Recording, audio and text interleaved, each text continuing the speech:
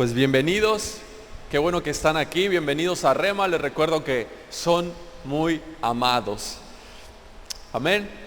También me gusta recordarte que la gracia es un regalo, es el regalo de Dios para toda la humanidad. La gracia vino a este mundo, la gracia no es algo, sino es alguien. La gracia se manifestó en la persona de Jesús, que es la palabra de Dios. Por medio de la palabra de Dios, tú tienes todo lo que pertenece a esta vida y a la piedad. Todo lo que tú necesitas para esta vida, todo lo que tú necesitas para bendecir a los demás, te ha sido dado por medio de su gracia, por medio de la palabra, por medio de Cristo Jesús. La gracia no es algo, sino alguien. Es una persona y se llama Jesús. Por medio de la gracia de Dios, tú tienes acceso al reino de Dios, al reino de los cielos. El reino de los cielos no es un lugar, no es algo o algún lugar a donde tú vas a ir después de la muerte, sino que el reino de los cielos, como dijo Jesús, está aquí y ahora, está en nosotros. Es ese lugar, o más bien no es un lugar, sino que es esa parte de ti que está en tu interior y que está esperando a salir a la luz. Es esa parte de tu espíritu, o más bien, el reino de los cielos está en tu espíritu, está dentro de ti. Y por medio de la gracia de Dios, por medio de la palabra de Dios, por medio de Cristo Jesús habitando dentro de ti, sale a la luz el reino de Dios, sale al exterior. Amén. Así que ahí donde estás, te invito a que levantes tu Biblia y decimos juntos: esta es mi Biblia, la palabra de Dios. Yo soy lo que mi Biblia dice que soy. Yo tengo lo que mi Biblia dice que tengo, y yo puedo hacer todo lo que mi Biblia dice que puedo hacer. Hoy la leeré, la escucharé, la obedeceré, y la semilla incorruptible de la palabra de Dios penetrará en mi corazón, que producirá fruto que transformará mi vida, mi espíritu, mi alma, mi cuerpo, mis finanzas, mi familia, mi iglesia y mi ciudad para siempre. Nunca más seré el mismo, nunca, nunca, nunca. Amén y amén. El título del mensaje del día de hoy es Venga tu reino, parte 3. Venga tu reino, parte 3. Un monje, mejor conocido en la iglesia católica, llamado Mamerto Menapace, si mal no lo menciono el apellido, Mamerto Menapace, en uno de sus libros describe que el peregrinar más grande del ser humano, el peregrinar más largo, en el que muchas veces nos tenemos que enfrentar como hombres y como mujeres, está a 40 centímetros de distancia, que es más o menos la distancia calculada entre la mente, entre la cabeza y el corazón, ¿sí? Entre el conocimiento y el corazón, entre tener información en la mente y hasta que llega al corazón, ¿no? Este hombre, Mamerto Menapace, dice que esa muchas veces es la distancia más larga que las personas tienen que recorrer, ¿no? Eso lo podemos ver cuando, no sé, alguien pierde a algún ser querido, cuando una relación de algunos años, cuando un matrimonio se termina. En tu mente sabes que ya no está, en tu mente sabes que ya ha terminado, pero entre que tienes el conocimiento, entre el saber y el que tu corazón logra asimilarlo, muchas veces hay una larga distancia, ¿no? Muchas veces tiene que pasar demasiado tiempo en acostumbrarte a que esa persona ya no está, acostumbrarte a que ya no compartes tiempo con esa persona, acostumbrarte a continuar tu vida sin esa persona. Y muchas veces esa distancia entre tener la información en la mente, entre la mente y el corazón, esos 40 centímetros, muchas veces eso es la distancia más larga, la que muchas veces nos cuesta más trabajo recorrer. Ustedes conocen la historia de la nación de Israel, ¿no? Cuando ellos eran cautivos, por más de 400 años ellos estuvieron en cautiverio en Egipto. Así que ellos fueron liberados por medio de Moisés. Tú ya has escuchado esta historia muchas veces. Pero ellos ya sabían que eran libres, ¿no? Ellos sabían que eran libres, habían sido liberados, pero entre el saber que eran libres y vivir como personas libres, en acostumbrarse a ser un pueblo escogido para ser libre, tuvo que pasar demasiado tiempo. entre que su corazón lo asimilaba, entre la distancia entre la mente y el corazón, de saber que ya eran libres, tuvo que pasar demasiado tiempo. No bastaron 40 años para que ellos dejaran de pensar como esclavos, dejaran de tener una mentalidad de desierto y constantemente no se acostumbraban a vivir como personas libres, constantemente recordaban Egipto, constantemente recordaban su pasado, constantemente extrañaban las cosas que hacían en Egipto cuando eran esclavos. De hecho, dice la Escritura que ellos se esforzaban por ser mejores esclavos, ¿sí? Y ya eran personas libres, pero entre el saber y en el acostumbrarse, en creer que eran personas libres, muchas veces esa distancia, como dice Mamerto Menapace, esos 40 centímetros muchas veces es el peregrinar más largo que tenemos que recorrer. Y lo mismo suele pasar con nosotros, ¿no? Suele pasar que parece muy largo ese recorrido entre el saber y el creer, entre la mente y el espíritu, entre la información y la revelación, ¿no? Hablábamos las semanas pasadas que somos espíritu, alma y cuerpo. Sí, dice Primera de Tesalonicenses en capítulo 5 que somos espíritu, alma y cuerpo. Tenemos un espíritu que tiene un alma y que habita dentro de un cuerpo. Y muchas veces hemos pensado, o más bien el cristianismo muchas veces cree o se cree que la parte más importante del ser es el espíritu, ¿no? Que el espíritu es quien tú eres, pero realmente mientras estemos en este mundo, tanto el espíritu, el alma y el cuerpo son igual de importantes, ¿no? Somos un alma, eso forma nuestro ser. Así como Dios es Padre, Hijo y Espíritu Santo, nosotros somos espíritu, alma y cuerpo. Y el espíritu naturalmente se alimenta de la palabra de Dios. Naturalmente que el espíritu necesita alimentarse de la palabra de Dios, y al mismo tiempo el alma necesita ser alimentada del espíritu, ¿sí? En el alma están nuestros pensamientos, nuestras emociones, nuestra voluntad, y el espíritu es la parte de nosotros que ha nacido de nuevo, esa parte de nosotros que cuando tú pones tu fe en Jesús nace de nuevo. Ese es quien tú eres, es tu nueva identidad, es lo que dice que eres, y tu espíritu se alimenta de la palabra de Dios, se alimenta de lo que Dios dice que eres. En tu espíritu está todo el reino de Dios disponible para ti. En tu espíritu está la vida del reino disponible para ti. En tu espíritu está la vida abundante. En tu espíritu está la sanidad, está la provisión. En tu espíritu está la protección de Dios, está la provisión. En tu espíritu está el amor, está la fe, está el dominio propio, está la mansedumbre. Y obviamente que es como un tesoro que está ahí escondido. Y les mencionaba la semana pasada que de qué sirve un tesoro si nadie lo ha descubierto. ¿De qué sirve que un tesoro esté enterrado si nadie lo saca y puede disfrutar de él? Realmente no sirve de mucho. De la misma manera, mientras todo eso esté en nuestro espíritu y no salga a la luz, nunca vamos a poder disfrutar de la vida del reino en esta tierra. Jesús dijo, ustedes deben de orar así: hágase tu voluntad en el cielo como en la tierra, ¿sí? Es decir, para que la voluntad de Dios se haga en esta tierra como se hace en el cielo, solo es posible por medio de nuestro espíritu, por medio de esa parte de nosotros que ha nacido de nuevo.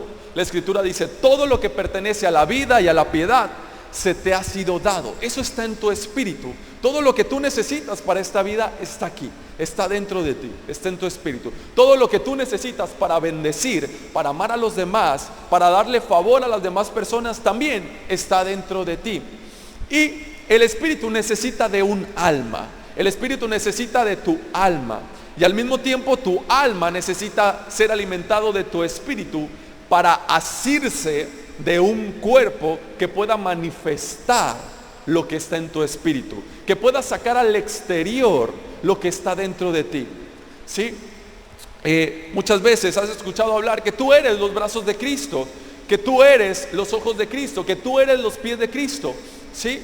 Es decir, que la iglesia es el cuerpo de Cristo. Es decir, la iglesia debe de ser esa manifestación del reino por medio del cuerpo de Cristo. Es decir, tu cuerpo es es el instrumento, es la herramienta que Dios usa para que salga de dentro de ti lo que está en el espíritu. Pero esto no es posible hasta que tu espíritu sea alimentado. Decíamos que la batalla está en la mente, ¿no? La batalla, el campo de batalla de la fe está en tu mente. Ahí es donde se libra la batalla entre lo que Dios dice y lo que todo lo demás dice, todo lo que te rodea, incluso tu vieja manera de pensar, tu vieja manera de sentir, o tu manera de sentir, más bien dicho, lo que dicen las noticias, toda la información que te dicen, lo que te dicen tus padres, la influencia de tanto tiempo contra lo que Dios dice de ti. Y ahí se pelea la batalla por la fe. Y lo que tú más alimentes es lo que va a terminar ganando esa batalla. Y el que gane esa batalla va a ser lo que termine dirigiendo tu vida. Y tu espíritu se alimenta de la palabra de Dios para que al mismo tiempo, cuando tu espíritu está alimentado, le pase esa información a tu alma, donde está tu mente, donde están tus emociones y donde está tu voluntad. Entonces tu voluntad se adhiere a la voluntad de Dios. Ahora tu voluntad es hacer la voluntad de Dios y comienzas a actuar, comienzas a poner en práctica lo que la palabra de Dios hizo. Dice, tus emociones, tus sentimientos, o más bien que es algo más profundo, no es un gozo, es una paz que sobrepasa todo entendimiento, va de la mano al mismo tiempo con lo que Dios dice. De tal manera que a tu alma ya no le afligen lo exterior, las malas noticias, ya no le provocan el mismo impacto. ¿Por qué? Porque tu alma está recordando lo que Dios dice. Porque tu alma no olvida ninguno de los beneficios de Dios. Por eso el Salmo dice, alaba alma mía a Yahvé. Dice el alma, no dice el espíritu. Dice alma mía a Yahvé, y no olvides ninguno de sus beneficios. Es decir, cuando tu alma está recordando constantemente, ya que tu espíritu está siendo alimentado, tu espíritu le pasa la información a tu alma se adhiere a tu espíritu y se hacen de tu cuerpo para manifestar el poder de Dios, para manifestar el amor de Dios, para que el reino que está dentro de ti salga a la luz. Pero esto no sucede hasta que tus ojos, los ojos de nuestro entendimiento son iluminados. Es decir, nuestra mente es iluminada por la palabra de Dios. Es decir, hasta que lo crees. Por favor, Efesios capítulo 1, versos 16 y 17, en la Nueva Versión Internacional, dice así. Es Pablo hablándole a la iglesia en Éfeso y dice: pido que el Dios de nuestro Señor Jesucristo, el Padre glorioso, les dé el espíritu de sabiduría y de revelación para que lo conozcan mejor. Verso 18, pido también que les sean iluminados los ojos del corazón. En otra versión dice los ojos del entendimiento, de la mente, para que sepan a qué esperanza Él los ha llamado, cuál es la riqueza de su gloriosa herencia entre los santos. Así que nuestra mente tiene que ser iluminada por nuestro espíritu que se alimenta de la palabra de Dios. Mientras nuestro entendimiento no sea iluminado, no podrá salir nada del reino que está en el espíritu al mundo exterior, ¿sí?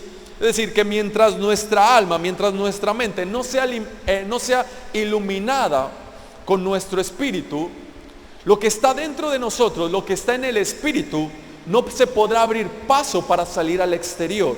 Si lo que Dios ha depositado dentro de ti, todo lo que tú necesitas, la provisión de Dios, la vida sobrenatural de Dios, no va a poder salir a la luz hasta que tu corazón, los ojos de tu entendimiento no sean iluminados. Es decir, hasta que la información no se convierta en una revelación y se ponga por obra, se ponga en práctica. En este momento, yo te estoy hablando a ti, yo te estoy dando un mensaje, tú estás recibiendo un mensaje, pero yo puedo llegar hasta tu mente. Sí, yo solo puedo llegar ahí. El mensaje que yo te estoy dando y que trato de hacerlo de lo mejor que puedo, por mucho que me esfuerce, yo no voy a poder llegar hasta donde la palabra, hasta donde el espíritu puede llegar a tu vida. En este momento yo te estoy dando un mensaje que tú lo estás escuchando, estás recibiendo información, pero al mismo tiempo hay un mensaje que se les está dando a cada uno de ustedes, que no lo estoy haciendo yo. no lo estoy dando yo. Yo estoy predicando, ahorita estoy dando un mensaje, pero al mismo tiempo en sus corazones están recibiendo un mensaje cada uno de manera individual. Ese es Dios, ese es el Espíritu de Dios, es su palabra obrando en sus vidas.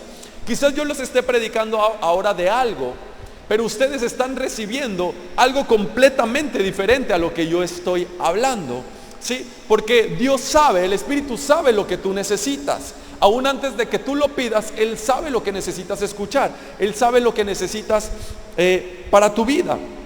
Entonces, yo solo puedo llegar hasta ahí, pero la palabra se mete a lo más profundo.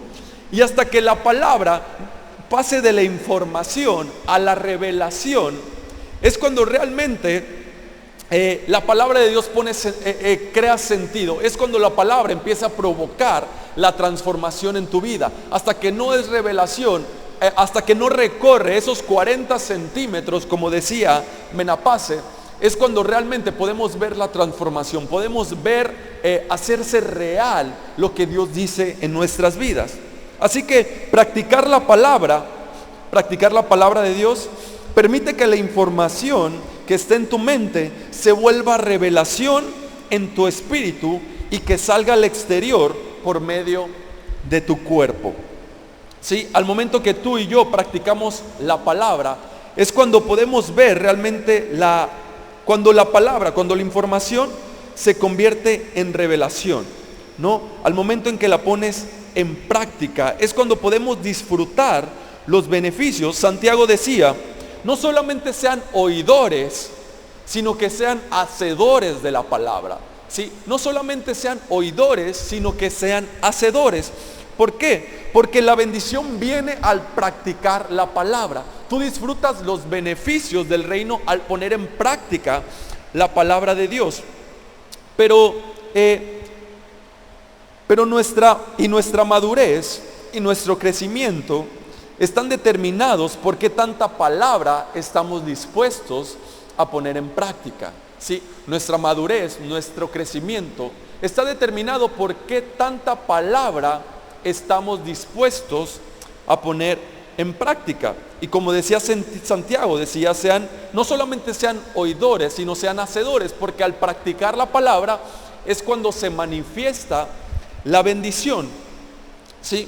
Así que el Espíritu nos da vida cuando somos hacedores de la palabra, cuando pasamos de la información a la revelación. Pero no se trata de ser hacedores de la palabra, o no se trata de poner en práctica la palabra, sino es por medio del Espíritu.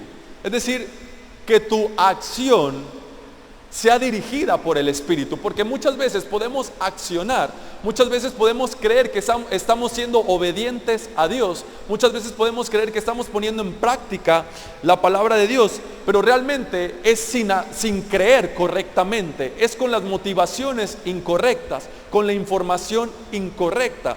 Muchas veces podemos obedecer a Dios por temor, por miedo al castigo, por miedo a las repercusiones que puedan venir si no le obedezco a Dios, ¿sí? Por miedo a que Dios me castigue, por miedo a que Dios me condene. Entonces me conviene mejor ser obediente, ¿no? Muchas veces podemos ser obedientes a la palabra de Dios basado en ese criterio, pero la Biblia le llama a eso obras muertas, ¿sí? Porque Dios no desea que lo obedezcamos por temor. Dios no desea que nuestra obediencia, que nuestro comportamiento sea basado en el miedo, ¿no? Yo creo que ninguno de los que están aquí quieren que sus hijos les obedezcan por temor a que los van a castigar o por miedo, ¿no? Ustedes quieren que sus hijos les obedezcan porque saben que los aman y que el consejo que le están dando es lo mejor para ellos. De la misma manera, Dios desea que su obediencia sea un resultado de saber que son muy amados, que Dios quiere lo mejor para ustedes, para cada uno de nosotros, y que por lo tanto hacer la voluntad de Dios, poner en práctica la palabra de Dios es lo mejor para mí, es lo que más me va a ayudar, es lo que más me va a servir a la vida, porque yo estoy seguro que Dios quiere lo mejor para mí, que Dios me ama y que Él nunca quisiera castigarme, que Él nunca me va a condenar, que Él nunca va a mandar, Él nunca va a tratar de afligirme, sino que desea lo mejor para mí.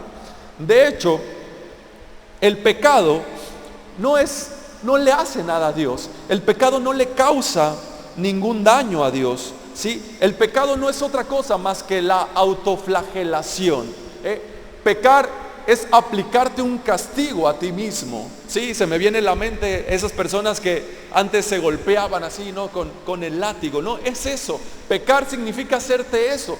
Tú mismo te estás castigando, tú mismo te estás condenando, tú mismo te estás haciendo mal. Y Dios precisamente odia el pecado. Odia el pecado porque te hace daño a ti, que eres a quien Dios más ama.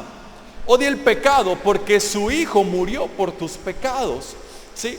Odia el pecado porque como tú eres eso a quien Él más ama, tú eres ella a quien Dios más ama, Dios no desea que vivas en esclavitud, no desea que vivas por abajo de su voluntad, no desea que vivas por abajo del nivel en el cual Él quiere que vivas por debajo de la plenitud en la que Él quiere que vivas, ¿sí?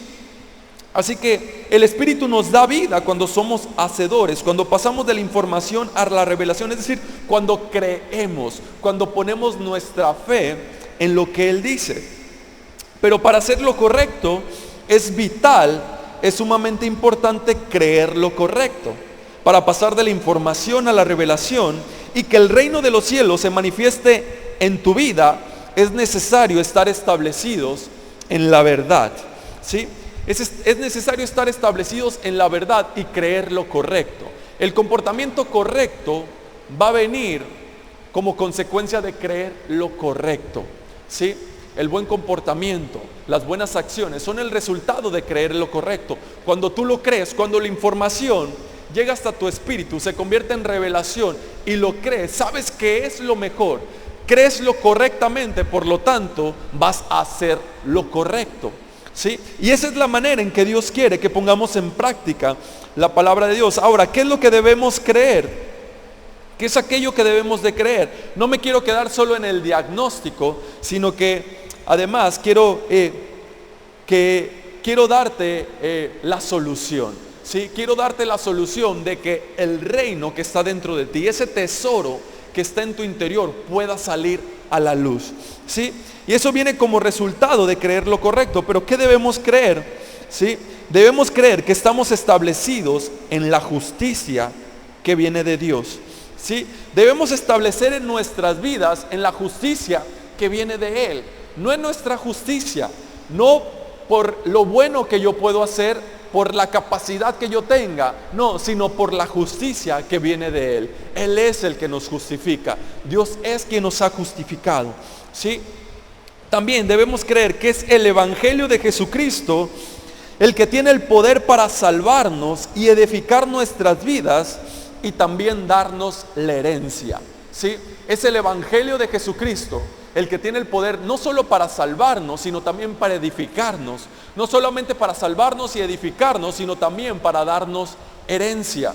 No sé si a ti te ha pasado, a mí me pasaba que cuando yo escuchaba la palabra evangelizar, o cuando escuchaba la palabra evangelio, yo creía que eso era para los principiantes, ¿sí? Yo creía que eso era para los que venían por primera vez y que había que evangelizar a aquellas personas que no conocían de Dios, pero dentro de mi mente era como que eso es para los principiantes, ¿no? Eso es para aquellos que no conocen de la palabra, ¿no? El evangelio es para aquellos que vienen por primera vez y necesitan aceptar a Jesús como su Señor y su Salvador.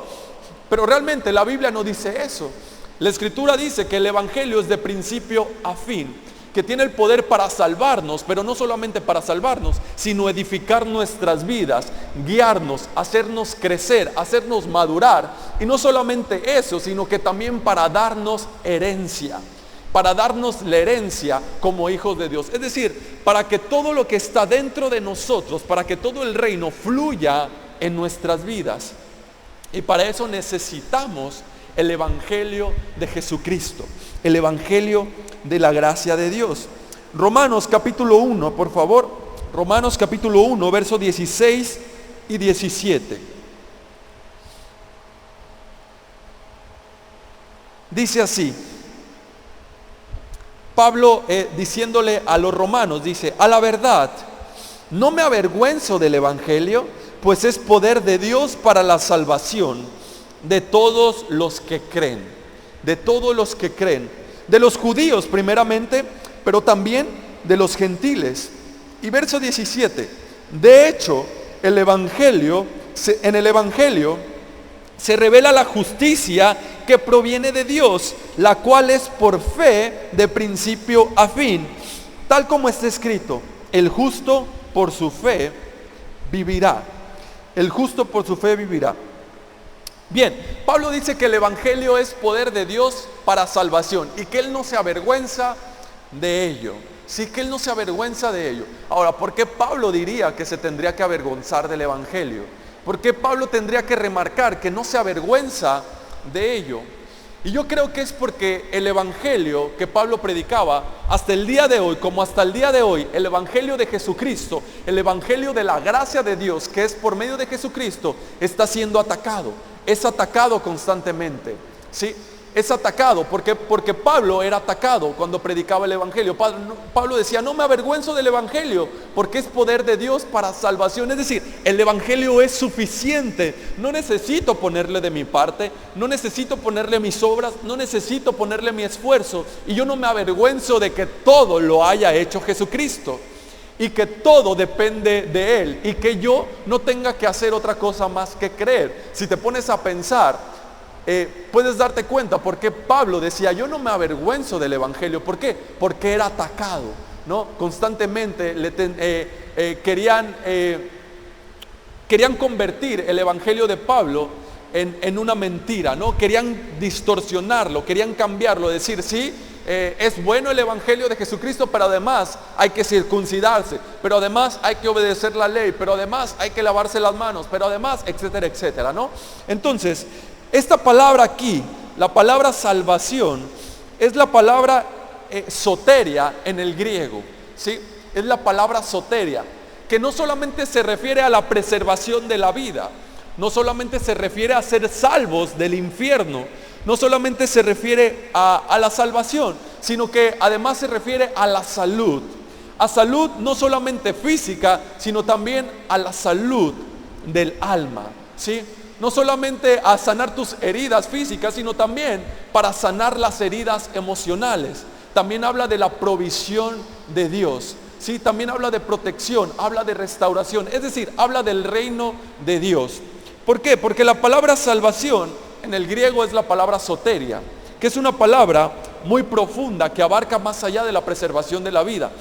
Pero en el original, en el hebreo, no en el original, sino en el hebreo,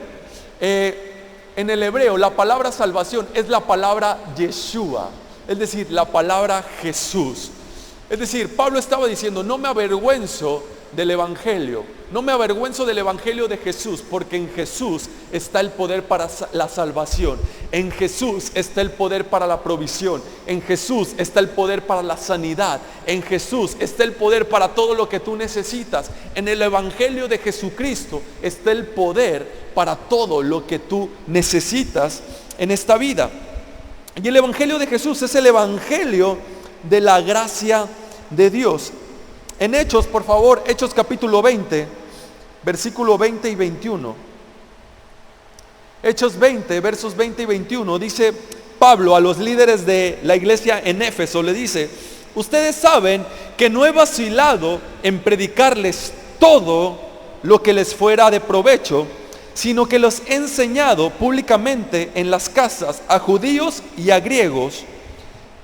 Les he instado a convertirse a Dios y creer en nuestro Señor Jesús, ¿sí? Y creer en nuestro Señor Jesús. Esta palabra, convertirse, es la palabra arrepentimiento, ¿sí?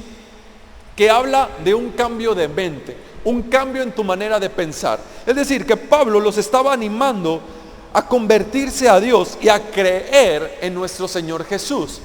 Es decir, ¿a qué se refería al momento de decir convertirse a Dios? Arrepentirse hacia Dios, es decir, cambiar su manera de pensar, cambiar tu manera de pensar, dejar de enfocar tu mente, que es parte de tu alma, dejar de enfocar tu pensamiento en ti o en algo más que no sea Dios, ¿sí? Es decir, enfocar tu mente en tus errores, en tus fracasos, en tu pasado, en lo mal que tú has hecho. ¿Te has fijado que esta palabra arrepentimiento se ha perdido mucho el verdadero sentido, se ha malinterpretado. Muchas personas cuando escuchan la palabra arrepentimiento piensan que es sentir dolor, darse golpes de pecho, me arrepiento de mis pecados, me arrepiento de lo que he hecho, me arrepiento de todo lo malo que yo he hecho. Pero lo que las escrituras están diciendo, no se trata de pensar en lo malo que tú has hecho, no se trata de pensar en tus errores, no se trata de pensar en tu pasado, no se trata de pensar en tus fracasos. Se trata de poner tu mente, de pensar en Dios, de pensar en Jesús, en quién es Él, en lo que Él ha hecho por ti, en su obra, en su sacrificio. Es como si tuvieras que estar mirando constantemente a Jesús y reconocer que Él murió por tus pecados, reconocer que tú eres la justicia de Dios en Cristo Jesús, que ahora eres justo gracias a Él, que eres santo gracias a Él, que Él llevó tus pecados y los borró para siempre. Sí, que Él borró tus pecados, que has sido redimido de la maldición de la ley. Es decir, arrepiéntete, es decir, pon tu mente en Jesús, pon tu mente en Dios, en lo que Él ha hecho. No pongas tu mente en ti, no pongas tu mente en tus pecados, porque eso no produce el arrepentimiento, eso provoca el remordimiento, eso provoca que te sientas condenado, eso provoca que te sientas mal. El verdadero arrepentimiento es cuando cambias tu manera de pensar, de estar enfocado en ti, en tus errores, en tu fracaso, en tu pasado, y comienzas a pensar en lo que Dios ha hecho por ti. Comienzas a ver a Jesús, comienzas a ver a quién eres en Cristo Jesús. Eso provoca el verdadero cambio. Así que el arrepentimiento para con Dios es cambiar tu manera de pensar hacia la justicia de Dios, poniendo tu fe en Jesús. ¿Sí? Es poniendo tu fe en Jesús. El verdadero arrepentimiento viene cuando pones tu fe, cuando pones tu mente en Cristo Jesús. Así que si sueles pensar que Dios te va a castigar, si sueles pensar que Dios te va a juzgar, ahora tienes que ver a Jesús. ¿Por qué? Porque la Biblia dice que Jesús es la imagen de Dios, ¿sí? Que Jesús es la viva imagen del Dios invisible y que cuando ves a Jesús estás viendo a Dios. Así que si tú pensabas que Dios te iba a castigar por tus errores, por tus fallas, que si te equivocabas, entonces la consecuencia iba a ser el castigo de Dios. No sé si a ti te ha pasado, pero a mí me pasaba, ¿no? Yo hasta el día de hoy batallo con esta manera de pensar. Todavía a veces cuando cometo un error, cuando cometo algún pecado rápidamente y después me pasa algo, no sé, ya sea que se te ponche una llanta, se te descomponga el carro, algo te salga mal, inmediatamente piensas, y seguramente fue porque hice esto, ¿no? Inmediatamente como que tu mente te quiere llevar a ti, a sentirte culpable, a condenarte. Pero inmediatamente digo, no, eso no es cierto, ¿sí? Jesús nunca me desearía un mal, Dios nunca quisiera que yo fracasara en la vida, Jesús nunca me condenaría, no me castigaría. Así que si sueles pensar que Dios quiere castigarte, que Dios quiere juzgarte, ahora tu mente tiene que estar puesta en Jesús. Ahora ve a Jesús, cree que Dios te ama, cree que Dios te favorece, cree que Dios te quiere bendecir, porque esa es la verdad. ¿Sí? No se trata de tener un pensamiento positivo y de ser positivo, no, va más allá, más allá, sino que se trata de lo que Dios dice de ti. Y lo que Dios dice de ti siempre va a ser a tu favor, ¿sí? Bueno, no siempre va a ser lo que te conviene, pero siempre va a ser algo a tu favor, aunque muchas veces lo veamos como algo que no nos favorece mucho, aunque a veces veamos como algo que no nos conviene, pero aunque no siempre nos conviene, siempre va a ser algo bueno para nosotros, ¿sí? Siempre nos va a favorecer. Y cuando pensamos en ello, cuando creemos que Dios nos ama, que Dios quiere lo mejor para nosotros, que Dios quiere bendecir, cuando ponemos nuestra mente en Él, entonces empieza a haber ese cambio, empieza a haber esa transformación, ¿sí? Isaías capítulo 54, por favor. Isaías 54, verso 13, del 13 al 15.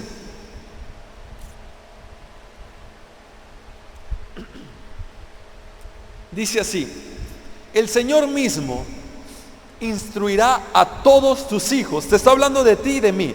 Sí, el Señor mismo instruirá a todos tus hijos y grande será su bienestar. Ese es el deseo de Dios, que grande sea tu bienestar. Serás establecido en justicia, ¿sí? Serás establecida en justicia La justicia que viene de Dios. Es decir, que estás establecido en la justicia que viene de Dios. No en tu justicia. No determina lo que tú haces bien o lo que haces mal, sino la justicia que viene de Dios. Lejos de ti estará la opresión y nada tendrás que temer. El terror se apartará de ti y no se te acercará. Verso 15. Si alguien te ataca, pon atención a esto, si alguien te ataca, no será de mi parte. Si alguien te ataca, no será de mi parte, no es de parte de Dios. Cualquiera que te ataque, caerá ante ti. Ahora, no dice que nadie te va a atacar, ¿sí? No dice que no habrá problemas, no dice que nadie te atacará. Dice, si alguien te ataca, no será de mi parte.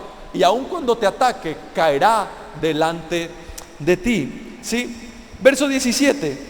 No prevalecerá. Ahora nos saltamos al verso 17, por favor. Dice así: no prevalecerá ningún arma que se forje contra ti. Toda lengua que te acuse será refutada. Otra vez, no dice que no se forjará ningún arma contra ti, ¿sí? No dice que no vendrán ataques. No dice que no tendrás que pelear ciertas batallas. No, dice que ningún arma que se forje contra ti prevalecerá, que toda lengua que te acuse será refutada, ¿sí? Esta es la herencia de los siervos del Señor, la justicia que de mí precede. Si te fijas, dice que esta es la herencia, es tu herencia, la justicia que viene de Dios, es un regalo, ¿sí? Es un regalo que se recibe por medio de la fe. Establecerte en esa justicia es mantenerte debajo de esa gracia, ¿sí?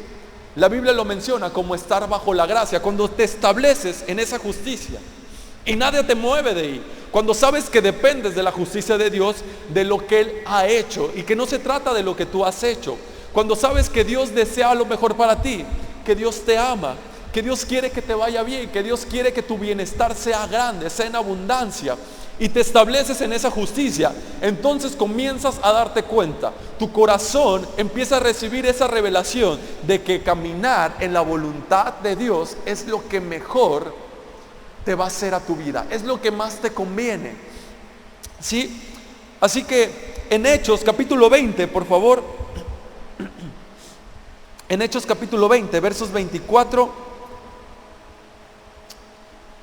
del 24 al 27.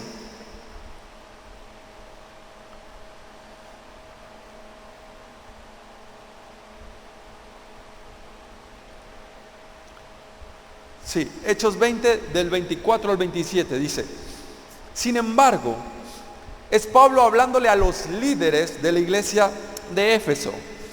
Dice: sin embargo, considero que mi vida carece de valor para mí mismo, con tal de que termine mi carrera y lleve a cabo el servicio que me ha encomendado el Señor Jesús, que es el de dar testimonio del evangelio de la gracia de Dios. ¿Sí? Que es el dar testimonio del evangelio de la gracia de Dios. Verso 25. Escuchen, yo sé que ninguno de ustedes, entre quienes he andado predicando el reino de Dios. Sí, primero menciona el evangelio de la gracia de Dios y luego dice el reino de Dios. ¿Por qué? Porque la gracia de Dios y el reino de Dios van de la mano. Tú no puedes recibir, tú no puedes disfrutar del reino de Dios si no es por medio del evangelio de la gracia de Dios. ¿Sí? Por eso Pablo les dice, entre quienes he andado predicando el reino de Dios. Verso 26, por tanto, hoy les declaro que soy inocente de la sangre de todos. 27, porque sin vacilar les he proclamado todo el propósito de Dios. Otra vez, vuelve a hacer referencia. Menciona aquí 3 puntos. El evangelio de la gracia de Dios. Ha dado su vida, Pablo ha dado su vida por transmitirle, ¿sí? Por predicar el evangelio de la gracia de Dios. Y luego les habla acerca del reino de Dios. Y luego les dice de todo el propósito de Dios. Es decir, que lo que Pablo ha estado predicando es el evangelio de la gracia, que al mismo tiempo es el reino de Dios, que al mismo tiempo es todo el propósito de Dios. ¿Sí? Es decir, para tú poder disfrutar del reino de Dios que está dentro de ti, que es por medio del Espíritu, no lo puedes hacer si no es por medio del Evangelio de la gracia de Dios. Cuando estás establecido en esa justicia, entonces tú estás siendo consciente, estás recibiendo todo el propósito de Dios. Todo lo que tú necesitas para esta vida, para la piedad, se te ha sido dado por medio de la palabra de Dios, por medio de Cristo Jesús. Sí, por medio de la palabra que es Jesús, la palabra revelada dentro de ti. Por eso es que la palabra, el Evangelio, es de principio a fin. No solamente es para los principiantes, no solamente es para los que van empezando, no solamente es para los que apenas se van a convertir. No, la gracia de Dios, el Evangelio de Jesucristo es el propósito de Dios para cada uno de nosotros, de principio a fin. Por eso en Apocalipsis se revela a Jesús como el Alfa y el Omega, el que era, el que es y el que ha de venir. La palabra de Dios, el Evangelio es de principio a fin.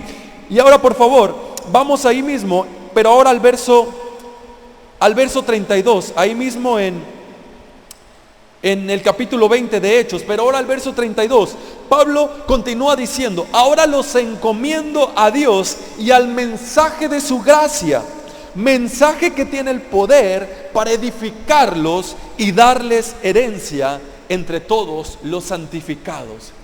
Mensaje que tiene el poder para edificarlos y darles herencia entre todos los santificados. Así que Pablo dice que para ser edificados y recibir la herencia solo es por medio del Evangelio de la gracia. Todo el consejo de Dios es el mensaje de su gracia, es el mensaje de Cristo Jesús, ¿sí? Es la justicia de Dios en Cristo Jesús. Es cuando te estableces en esa justicia, cuando te estableces en su amor, cuando te estableces en su palabra.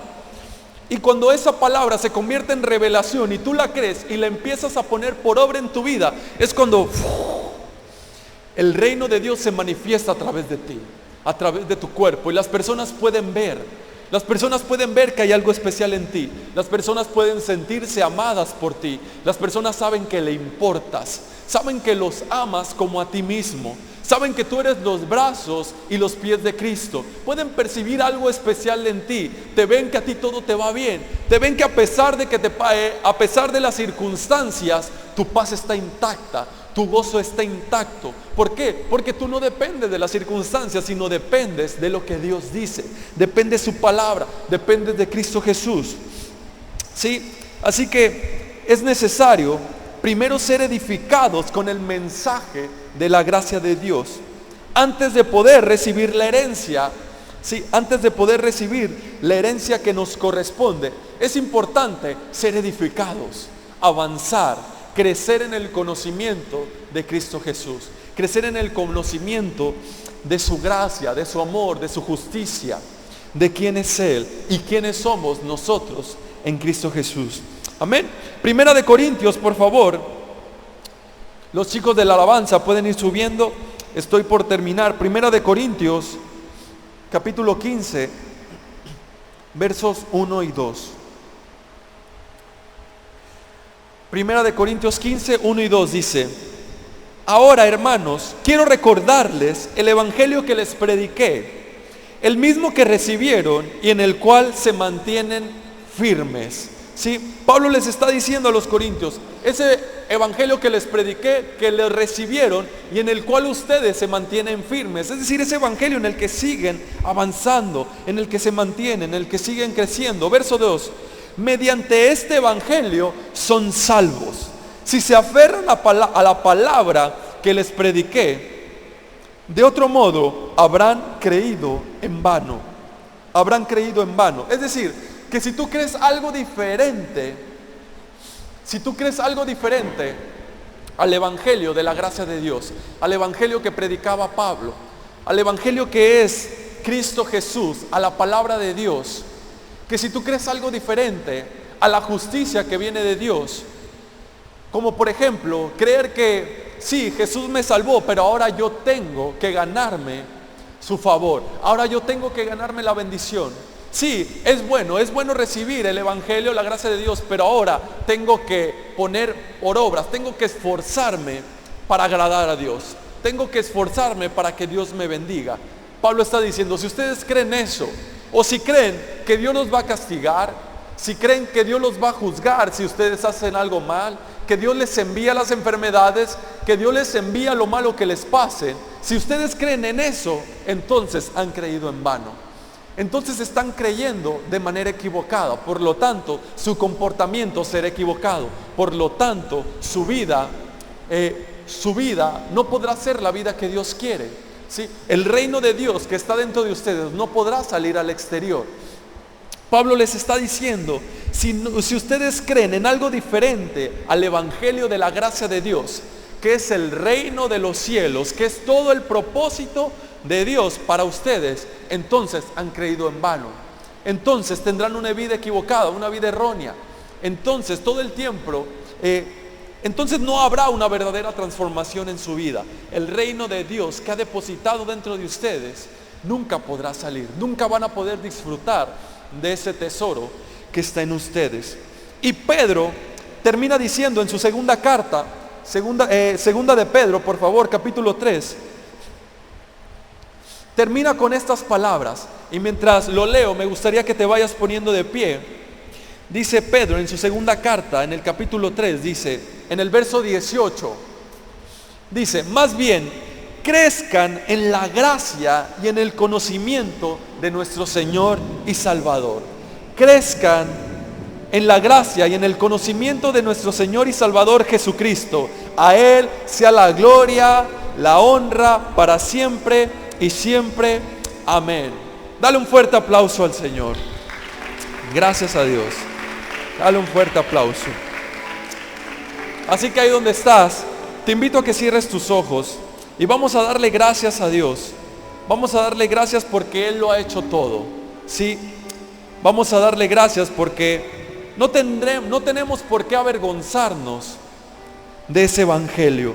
No tenemos por qué avergonzarnos de que Él lo haya hecho todo, de que Él nos haya salvado, de que Él nos haya justificado, de que Él nos haya redimido, de que Él lo haya hecho todo por nosotros, ¿sí? Así que mantengámonos con nuestra mente en Cristo Jesús, ¿sí? Mantengamos nuestros pensamientos en Él, nuestro enfoque en Él, en el autor y el consumador de nuestra fe. Amén. Señor, te damos gracias en esta tarde. Gracias por tu palabra.